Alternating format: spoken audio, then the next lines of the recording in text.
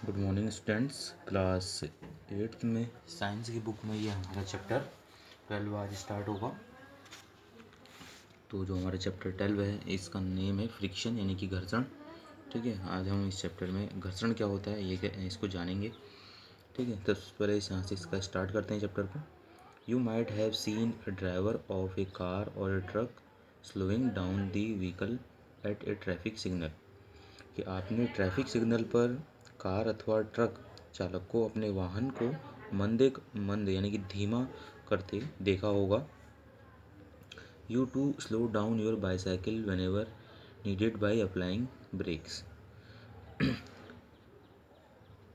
और आपने भी जो है ब्रेक लगाकर अपनी साइकिल को धीमा किया होगा। ठीक है।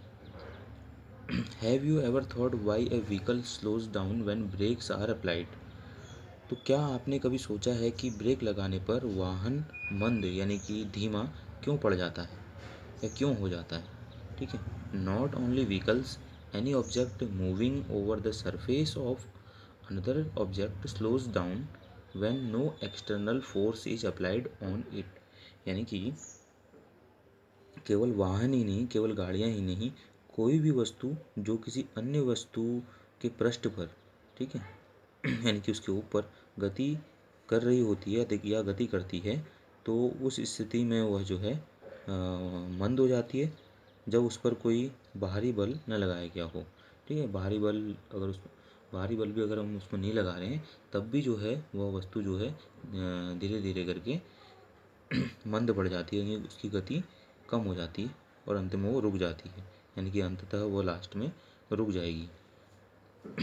ठीक है। Have you not seen a moving ball on the ground stopping after some time, क्या आपने फर्श पर लुढ़कती गेंद को कुछ समय पश्चात रुकते देखा है। Why do we slip when we step on a banana peel, केले के छिलके पर हमारे जो है पाँव पड़ते ही हम क्यों फिसल जाते हैं। Why is it difficult to walk on a smooth and wet floor, किसी चिकने या गीले फर्श पर चलना क्यों कठिन होता है। तो ऐसे ही कुछ सवालों के जवाब जो हैं हम इस चैप्टर के अंदर जानेंगे। ठीक है, अब हम यहाँ से पढ़ेंगे अपना 12.1 से फोर्स ऑफ फ्रिक्शन, यानी कि घर्षण बल, यानी घर्षण के कारण जो लगने वाला बल होता है उसको पढ़ेंगे इस एक्टिविटी 12.1 के थ्रू। 12.1 में हमारा एक्टिविटी दी गई है, इसको देखते हैं। Gently push a book on a table, figure 12.2 का ए 12.2 में ए में हमको दिया गया है, एक एक्टिविटी दी गई है, इसको हमने करके देखना है कि मेज़ पर रखे किसी पुस्तक को धीरे से धकेलिए। तो मेज़ पर कोई पुस्तक रखी, उसको ऐसे इस तरह से धक्का देना है। You observe that it stops after moving for some distance, तो आप ये देखेंगे कि कुछ ही दूरी पर यह जाकर रुक जाती है। Repeat this activity pushing the book from the opposite direction, figure 12.2 B, यानी कि इस क्रियाकलाप को विपरीत दिशा में बल लगाकर दोहराइए, जैसा कि चित्र 12.2 में दिखाया गया है। पहले इस साइड से धक्का दिया था, अब हम इसको इस साइड से ऐसे धक्का दे रहे हैं। ठीक है। Does the book stop this time too, क्या इस बार भी पुस्तक रुक जाती है या रुक गई। Can you think of an explanation, क्या आप इसका स्पष्टीकरण सोच सकते हैं, क्या आप कि स्पष्टीकरण दे सकते हैं कि ऐसा क्यों हुआ करके। तो can we say that a force must be acting on this book opposing its motion, क्या हम यह कह सकते हैं कि पुस्तक की गति का विरोध करने के लिए उस पर कोई बल लगना चाहिए। This force is called the force of friction. ठीक है, तो इस बल को घर्षण बल कहते हैं। तो फ्रिक्शन क्या होता है हमने यहाँ से जाना कि a force that opposes motion between two objects that are in contact with each other, यानी कि वह बल जो दो वस्तुओं के बीच जो है उनके जब वो वस्तुएं एक दूसरे के संपर्क में रहती हैं तो उन दो वस्तुओं के बीच लगने वाला जो बल होता है, जो गति को जो है, जो गति का विरोध करता है, ठीक है, उसे जो है घर्षण बल कहा जाता है। ठीक, तो जो स्मूदर सरफेस होती हैं, जो चिकनी पृष्ठ होते हैं, उन पे जो है कम फ्रिक्शन लगता है, लेस फ्रिक्शन लगता है। इसलिए हम जो है केले के छिलके पर पाँव रखते हैं, क्योंकि स्मूथ सरफेस होती है उसकी, तो हम फिसल जाते हैं। गीले फर्श पे अगर हम पाँव रखते हैं तो हम गिर जाते हैं, क्योंकि वहाँ पे फ्रिक्शन क्या होता है, कम हो जाता है, लेस हो जाएगा। तो फ्रिक्शन लेस होने पे क्या होगा, स्मूथ सरफेस हो जाती है, जिसके कारण से हम केले के छिलके पर पाँव रखते ही या गीले फर्श पर पाँव रखते ही जो है हम फिसल जाते हैं। और अगर स्मूदर अगर रफ़र सरफेस होंगी, यानी कि रुक्ष पृष्ठ होंगे या कठोर पृष्ठ होंगे किसी सरफेस के, जो तो उसमें क्या होगा, फ्रिक्शन यानी जो घर्षण होगा वो अधिक लगेगा। ठीक है। तो आज हमने इस वीडियो में जाना कि जो फ्रिक्शन होता है वो दो वस्तुओं के बीच लगने वाली जो सापेक्ष गति होती है, उस गति का जो है विरोध करता है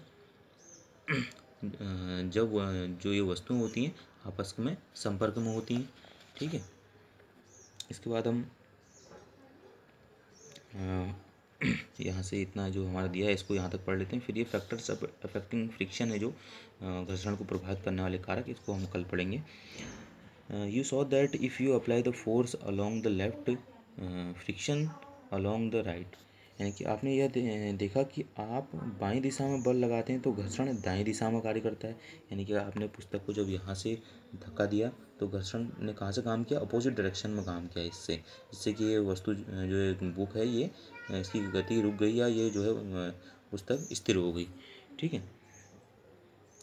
if you apply the force along the right, the friction acts along the left direction, यानी कि जब आपने दाईं दिशा से बल लगाया तो घर्षण बाईं दिशा की ओर जो है कार्य करता है। यानी कि जब आपने इसको इस साइड से धक्का दिया तो जो घर्षण बल होगा वो इस साइड से, इसमें अपोजिट डायरेक्शन में यहाँ से जो है कार्य करेगा। तो ये वस्तु जो मतलब ये बुक है ये इसकी गति स्थिर हो जाएगी और ये रुक जाएगी book.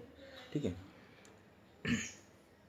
In both cases the force opposes the motion of book, इन दोनों ही स्थितियों में जो है जो घर्षण होता है वो पुस्तक की गति का विरोध करता है। The force of friction always opposes the applied force, और जो घर्षण बल होता है वो सदैव ही लगाए गए बल का विरोध करता है। जो बल हम बाहर से लगाएंगे, अप्लाई करेंगे, जो एक्सटर्नल फोर्स होगा उस फोर्स का जो है हमेशा विरोध करता है, यानी कि अपोज करता है फ्रिक्शन फोर्स है। ठीक है। In the above activity, the force of friction act between the surface of the book and the surface of the table. उपरोक्त क्रियाकलाप में घर्षण बल पुस्तक तथा मेज के पृष्ठों के बीच कार्य करता है। यानी कि जो मेज थी ये और जो पुस्तक का जो पृष्ठ था, इन दोनों की जो सरफेस होगी, जो पृष्ठ होंगे, इन दोनों के बीच जो है जो घर्षण बल होगा वो कार्य करता है। ठीक है।